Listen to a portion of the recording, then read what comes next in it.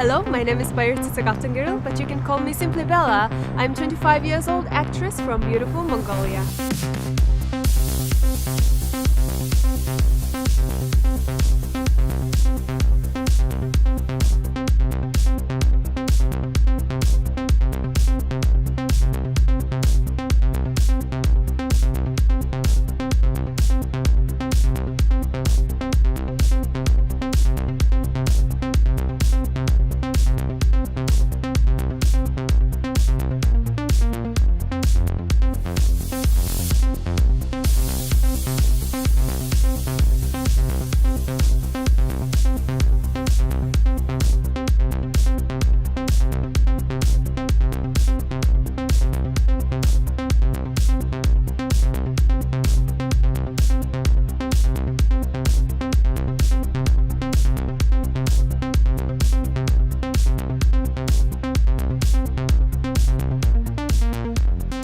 Hello guys, this is Bella. I'm here with amazing creative guys from Swagunir Backstage studios. I hope that you are enjoying every single moment of your life and never give up and just keep going. Thank you for joining us and welcome to New York City. Thank you so much for inviting, and it is my very first time in New York City and I'm very happy. Yeah. Did you ever dream about coming here to New York City? Yes, I did, but because like I used to spend a couple of years in California, but I never came to East Coast. Okay. So I had this imagination that, oh, it must be very different. So it is different, and yeah, I love it. Yeah. Well, New York City keeps you on your toes, and it definitely makes sure that you don't give up, or you got to go somewhere else and then figure it out in another place. But that somewhere else might be LA. You never know, right? Yeah, sure. Yeah, I'm sure that I'm gonna come here again and again. I'm even leaving things to see, you know, like couple of museums, and I'm like, maybe I'm not gonna visit this time. You know, you better leave some things to do for the next time. Oh, there's a long list. I can give you a list of things to do next time you come back. Yeah. Let's talk about Miss World. You won not only the Talent Award, but you also won the People's Choice Award. Mongolia for being our talent champion. The winner of Miss World People's Choice is Mongolia.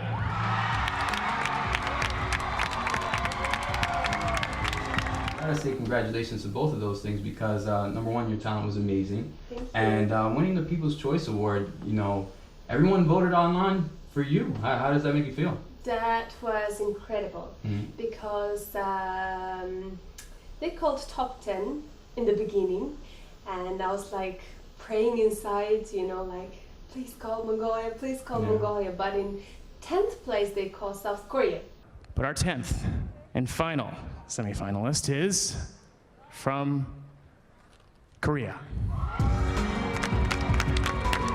I was like, oh, but they say that, the host say that, but it is not 10 this time. Congratulations to our 10 semi-finalists. Or is it really 10? Because now it is time to reveal the People's Choice. We had People's Choice Award from all over the world, got to vote for their favorite contestant who they want to win Miss World pageant. And then they were like, and the host said that it is not amongst in top 10. So we're gonna call it, and it is Mongolia. I was like, oh my God. I felt like overwhelmed by love and support. I think that if I were called in top 10 initially, I wouldn't have felt that much overwhelming feeling, you know. It almost made me, you know, have some tears in my eyes because it is amazing, because Mongolia is only 3 million people. Right. So my friends' favorite, like, you know, contestants and competitors, for example, the Philippines, they do have like 100 million people. India, billion people, you know. So nobody would believe that Mongolia is winning in World People's Choice Award, but apparently we got to know that it was not only from Mongolia, but it was voted from all around the world. Like even my friends that I used to study together, they were like encouraging their friends to vote, And like my Marco Polo friends were like sending me videos, even like Steven Seagal's page, Wow. who has like 6 million followers. Right. He was like keep posting like, oh, vote for Miss Mongolia, vote for Miss Mongolia. I was like, I lost control and it was amazing. Oh, man. Yeah. Wow, that is amazing. It's amazing what we can do when we work together, right? For a common cause, a common goal, that we can actually accomplish it. It was actually shown by the people that voted for you that anything's possible, right? Everything is possible. It's amazing. Yeah. Yeah. What about your talent? First of all, you did calligraphy. You did a fashion change, right? Quick change. Where did you get those ideas from? Well, usually in pageant, I started competing for pageants 3 years ago. And since then, in talent performances, I always used to do calligraphy combined with Mongolian traditional dance. But this year, I was thinking that I want to come up with something very special and unique idea that nobody has ever done before. Calligraphy and dance is very beautiful, cultural, traditional, but I thought, everybody would dance, everybody would sing, maybe some of them would draw. So I wanted to add some element, unique element, and I was wishing, I wish I was a contortionist, for example. That is very cool, but I'm not a contortionist, so it's unlikely that I get to learn how to do this kind of very special abilities in 1 or 2 months. Right. So I was actually talking to one of my friends who was in Mongolian talent show. So he was a magician, and we were talking about maybe just keeping things that we're already good at and add some element and make it more unique. So we decided to add magic on it, like quick changing clothes, and also like fire magic and turning paper into like thousands of pieces of paper, snowflakes. So I really liked the idea, but I had that fear that will it really work, because there are so many things that which can go wrong, on set. So yeah, I was like, okay, let's do it, and finally it went very good, luckily, and then everybody enjoyed it, and it was great. That's awesome. That's amazing. Let's talk about you. Let's take a step back and go back to the beginning of when you were living in Mongolia and you were a child. What were some of your aspirations then? Were you thinking about acting, modeling, pageantry? Was it at an early age, or was that later on? Yeah, pageantry, I've never thought about it. I was pretty nerd in my school, but one thing that I used to dream was to become a film director when I was very young. And I had this feeling that something was inside of me, some artistic, creative me, want to get discovered, want to develop myself, but still don't know what exactly it is. So the high school that I used to study was private high school, which was specialized more in science and mathematics. And I spent 10 years studying there, I was a pretty good student, and my parents really thought that I would become a doctor or a scientist. And when I finished my high school, I told them I want to become film director. And my mom was like, what are you talking about? Nobody makes money in film. And also, why did you study for 10 years in science high school, If you wanted to become an artist, and nobody among our family is artists. So you're not going to be an artist? No way. I had to make a decision, First decision, work harder and maybe, get more better position, or quit my job and follow my dream. And I felt like I had nothing to lose that time. I felt young, so maybe that was really good time to quit my job and pursue my dreams. So yeah, I quit my job and told my mom that I'm gonna become an actress now. And she was like, are you serious? Because my family thought that I was kind of like destroying my life. They didn't understand in the beginning. But I took my TOEFL and then came to United States. That's how all this acting and pageantry began. And here you are. Yeah, here I am. That's amazing. You took the leap of faith, right? That's what everybody talks about. I was pretty stubborn. I really believed in myself. Committed Yeah, is a better very word. Not so committed. much And stubborn, but you dedicated knew, too. right? Yeah, dedicated. Yeah, dedicated. That's very important. In the beginning, I always used to know that I have to be ready to take the struggles. I Mhm. knew that it's not going to be easy. If it was easy, everybody would do it. Correct. So I was willing to take all those struggles, financial crises or whatever, Mhm. competitions. So it's my choice, so I have to stand for it. Right. That's amazing. So you were the first one in your family, obviously, to take the leap of faith. And now that you're at this point, what do they think? They really believe in me. Mm. So one of the proudest moments in my life was actually last year when I was filming for Marco Polo in Malaysia. Mhm. So what happened is like it was their 25th years of anniversary celebration. So back then I was filming for Marco Polo, one of the biggest television series in the whole world, Netflix TV show. And I was getting paid quite well, so I just bought a ticket and sent to my parents as a wedding gift. And then they came to Malaysia and visited on my set. And when I was actually filming, my parents were standing next to directors.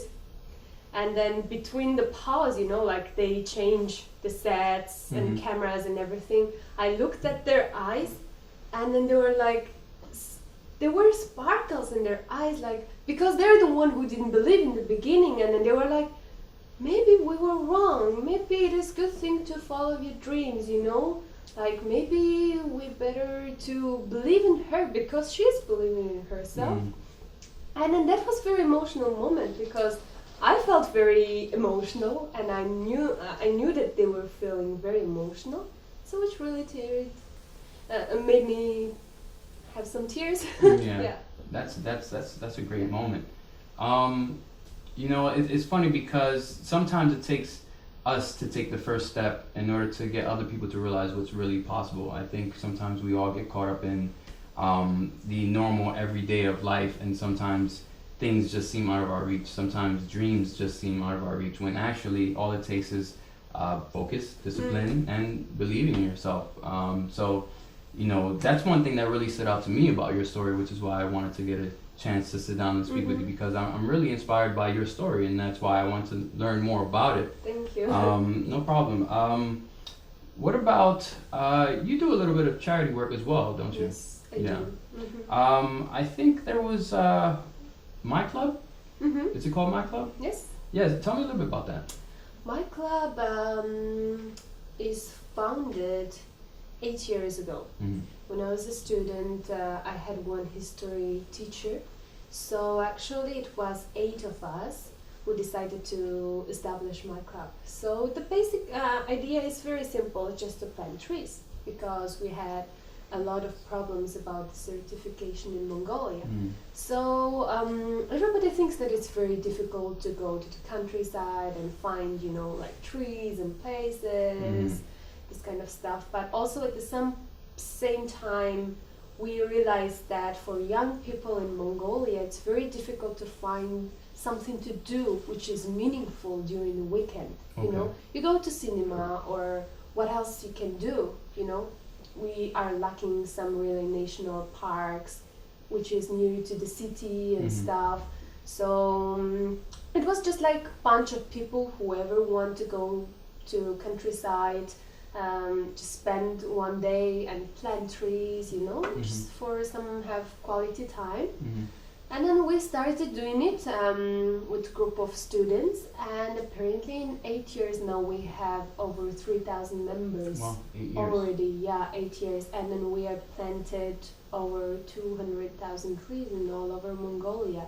Wow. So during the years it gets better and better, and we start to get funds from international organizations, charities. You plan to stay only in Mongolia, or is there only plans in Mongolia to... at the moment, only in Mongolia. But that's great. I mean, I heard about the smoke and the pollution problem, so that It seems is. like one way to long-term kind of help with that situation. But I feel like from the little bit that I do know, we need some more immediate response with that. Yeah. Is that right? Yeah, that is true. Yeah. Tell me a little bit about the organization that you work with.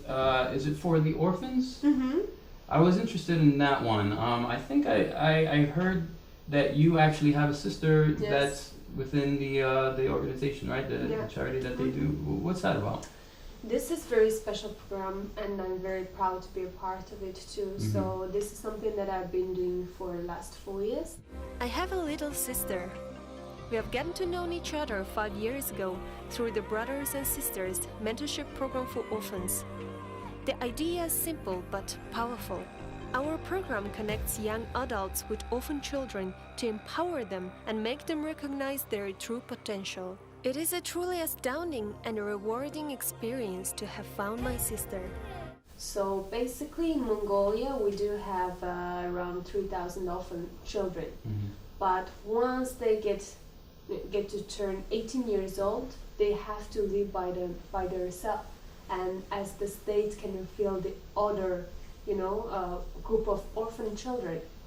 So the problem is once they're out in the society, they lack of decision making. Mm-hmm. They don't know who to reach for. They don't know which kind of career they need to choose or where to go. Like they don't have place to stay, and they make many mistakes. Like some tend to drink alcohol, or some tend to hang out with the wrong people, or some tend to get pregnant, and this kind of stuff. Of course, not everyone. So the idea is like to connect young orphan children between 13 to 15 years old into inspirational young adults who already, finished their study and working, and who can advise them, how to live, how to socialize, just to become their like spiritual brothers and sisters. People think that it is very difficult, but it is not, because we don't support them financially. We support them mentally. We become their friends and family and brothers and sisters. We just meet with them like once in a month or once in 2 weeks. It just depends. If you are busy, even make a call that, hey, how are you doing? Like, who are you going with? Did you get to home? Checking in, because showing them you they care. don't have someone to get checked. Right. This is a problem. Right. Yeah. Let's talk a little bit about what you think is the most important thing for empowering the youth. Since we're on that topic, how do we empower the youth? How do we do that? So I think it's really important to get inspiration and courage, especially when you're young. So in my case, I read The Alchemist book by Paulo Coelho, a Brazilian author, when I was in 10th grade. I got very encouraged by that. I started to believe that I was Santiago.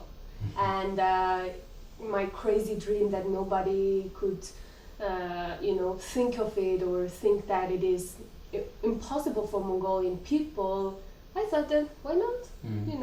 The worst case, it will not happen, but I will not regret when I get 50 or 60 years old. I can say that, I tried it and it didn't work, or something like that. So I would suggest young people to read more and spend their time more effectively instead of just hanging around. There are so many communities which you can develop yourself.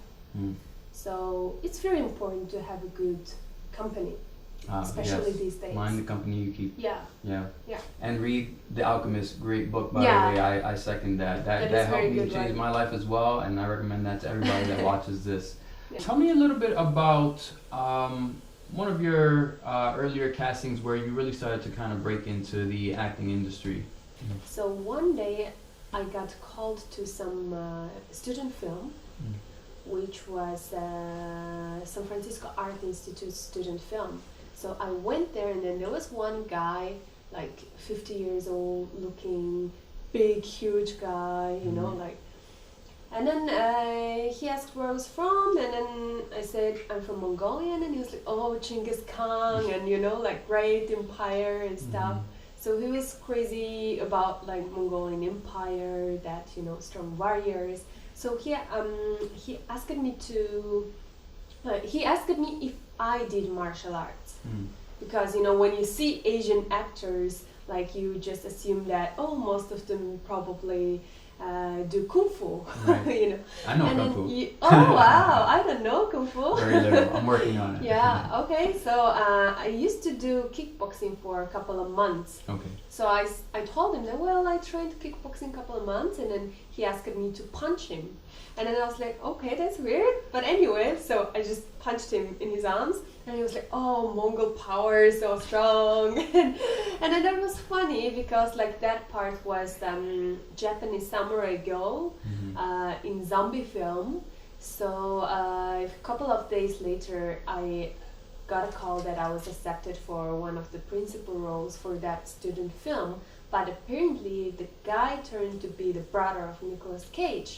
Wow. So he was actually working in San Francisco Art Institute as the dean of directors department. So he wanted to show his students how to make film from the beginning, writing the script, doing the casting, audition, and everything.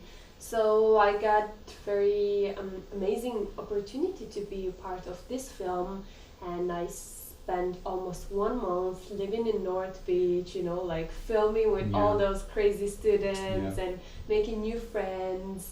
And that was a very cool experience. And later he still remembered me, and then he called me one day and then, hey, look, I'm making my own feature film now, which is vampire film, which is pretty funny because the previous film was zombie and the next one is vampire, all the dark. That's what's in, right? Yeah.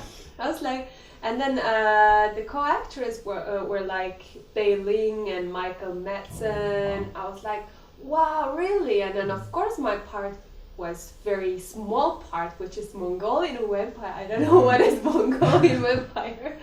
So it was lesbian Mongolian vampire, which I'm sure that nobody will ever find it again. Very unique part. And I was like, yeah, sure, I'll do it. And then things started to get better and better. And when I went back to Mongolia, I started getting offers from Mongolian Production. So it's just like building your own portfolio little by little, step by step, with a lot of dedication and hard working, and also with faith. Yeah. And then so later down the road, you got an opportunity to cast for Marco Polo. Tell me about that. One day I saw the notice in Facebook that about Miss Mongolia pageant. So I was like, I felt like something was calling me from inside, and maybe I should do that, why not? And then I just take part in Miss Mongolia and then go back to United States, because it's, of course, that moment I was all about like building my portfolio, right? Trying different things and meeting with people. So I went there. One of the judge was Mongolian actor who was actually the producer from Mongolia to Marco Polo. Okay. So he was like, oh, you used to live in States. Oh, you tried acting. Oh, maybe you should try auditioning for Marco Polo. So that was very amazing opportunity. So I ended up, half a year later, I ended up auditioning for Marco Polo. And 1 year later, I was already in Hungary filming. Wow. Yeah. That's a pretty amazing story. So all the way from Mongolia to Marco Polo on Netflix, and then to Miss World. And so what's next for acting? One project which is confirmed at the moment is the Princess Kutulun. So this is actually great granddaughter of Genghis Khan, who was actually warrior princess. So she's very famous and known for being wrestler princess too. So she's very iconic role in Mongolia, and also she's in Marco Polo too. Right. Yeah, I do one remember of the with leading. Biamba. Yeah, with Biamba, one of the leading role in Marco Polo. So this is Mongolian production, and of course I feel very honored to portray her character as Mongolian. Like princess of Mongolia. That's pretty amazing. So it's gonna be finished filming in next year. Hopefully it will be released 2 years later. I will look forward to that. So where do you think the future of Mongolian entertainment is going now with the success of Marco Polo and Netflix, with the success of Mongolia's Got Talent, and now with the upcoming Mongolia's Next Top Model? What do you think is the future as these doors are opening? Where can it go? Yeah, the world is being more globalized, so it's not circle anymore. Everything is the same to everyone, and I would say Mongolia, I think at some point it's very good that Mongolia is getting more international. We are accepting more international contests, and also we are trying our best to fulfill the quality of those contests, contents as well. So, for example, I've heard that in Mongolia's Got Talent, there was one guy, even he didn't win. I saw that like millions of people watched his video on YouTube channel, and apparently even he didn't win the national show. He became very famous in international level already in one of the most viewed video in 2016. Yes, you're talking about the digital, the digital dancer. Digital background. Yeah, he was everybody. amazing. And then, for example, here in United States, everybody knows Marco Polo, and through Marco Polo, everybody knows about Mongolia. You know, even Marco Polo is not very historical documentary. People are keen to know more about Mongolia, like about our history, culture. They were like, oh, what happened that year? You know, like they want to visit to Mongolia, which is also a great thing because it promotes our tourism. Right? So if there's more projects about Mongolia, I'm sure that people would be keen to visit the country, would be more interested to collaborate with Mongolian artists or come up with interesting ideas, because actually Mongolia is very inspiring place because it's very wild and last surviving nomadic culture. So for artistic people, it's actually very inspirational and meditational place. Yeah, and it's interesting because in such a short amount of time, and short meaning like 2-3 years, I mean, you have these few examples of massive success in terms of the ones that we just named, like Marco Polo that came out 2 years ago, season 1. You know, Mongolia's Got Talent is second season is just over. So they're just 2 seasons in, and already they're having such massive success and such massive, you know, influence worldwide. I think that that's a great sample, an example, and maybe pre-recognition about where Mongolia can go if we do actually pay attention to the development and pay attention to the infrastructure and actually, you know, kind of take our time but do it right. I don't think that because it hasn't been done yet that it can't be done, but I think that if Mongolia does it right, they're small enough to have rapid success, and they're big enough to make some noise. Yeah, sure. I totally agree with you. What is success to you? Success is, I would not define by fame or by money or by status, whatever. Success is something which you believed in yourself, that you could do it, and you felt like you are on the way. Each day you can be successful, I think, you know? Each day you are developing yourself, you are one step closer towards your goal. Each day you are successful. Okay, so let's wrap with this then. If you could speak to your younger self, young Bella, what would you say to her? I don't know, actually. That is a very hard question. Maybe I would say to her, enjoy the moment, because sometimes that's what I'm afraid of, because I'm a very ambitious person and I have a lot of dream towards the future, you know, all the time, like, oh, I have to do this and this and this, next year I'm gonna do this, so I have to develop myself like this year. But at the same time, like each passing moment, we have to enjoy it to the fullest, not only concentrating towards the future. Of course, it is very important, but I've had the time that I was mostly concentrated in the future rather than the current time. So I would say, yeah, enjoy the moment and still keep track on your future. Yeah.